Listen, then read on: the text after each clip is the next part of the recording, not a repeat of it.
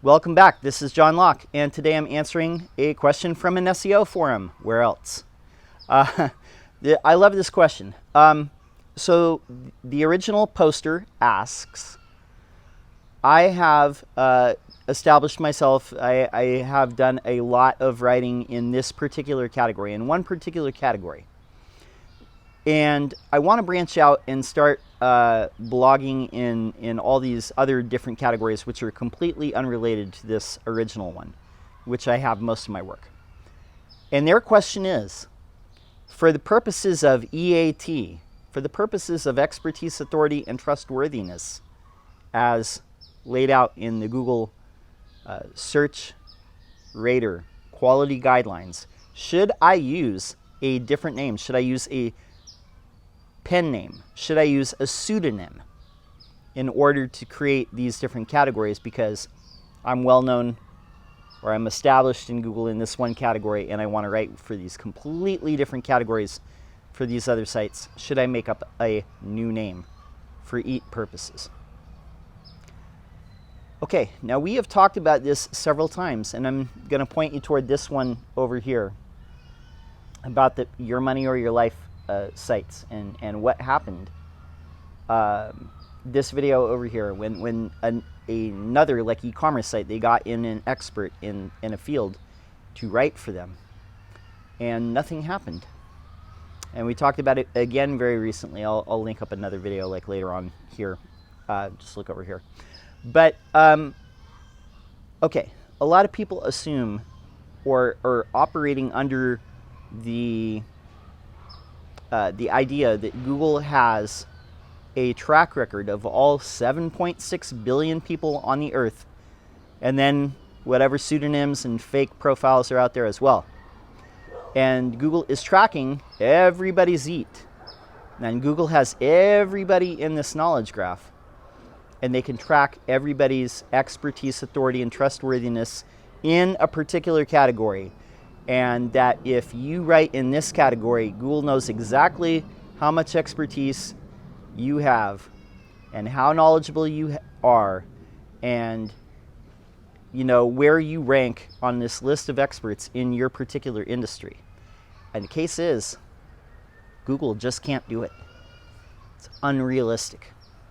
Unrealistic to think that Google has that kind of deductive power, because it doesn't. Okay? So, like I said in a video not that long ago, the track record of the website matters way more than your personal EAT. And in fact, I will even go as far as to say this. Google knows that certain web authors have EAT or expertise.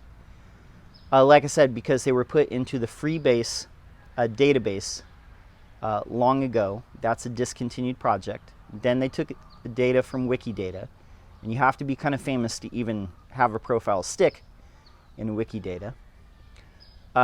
Where if you're a book author, they can kind of pinpoint the category, but just a regular web author, just a regular blogger, they don't know one person from another.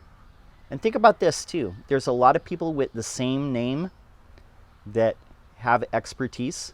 Maybe one person is a doctor or a professor. Maybe one person's an SEO marketer and they have the same names. How do you reconcile that?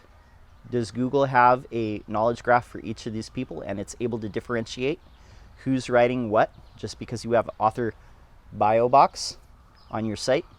The fact is, this is not true. The best bet for you is to have a website. If you're going to write for other websites, write for other websites. It's not going to matter who you write as. A mediocre expertise author on a site that's already established in one category is going to do fine. But a high expertise author writing for a site that they're trying to establish their credibility in a category and they haven't established it, it's not going to happen. The good author does not bring up a bad site. A good site brings up a mediocre author when we're talking about actual expertise. Google is not able to grade your expertise and your knowledge of every single person in every single web author in every single category in every single industry. That's like a godlike power. And it's just not true. So I would say to you, write under whatever name that you want to write. As long as you're writing for a site that has a track record of being in this category and writing on this one category, and everything that they write about is this one category, it's going to do fine.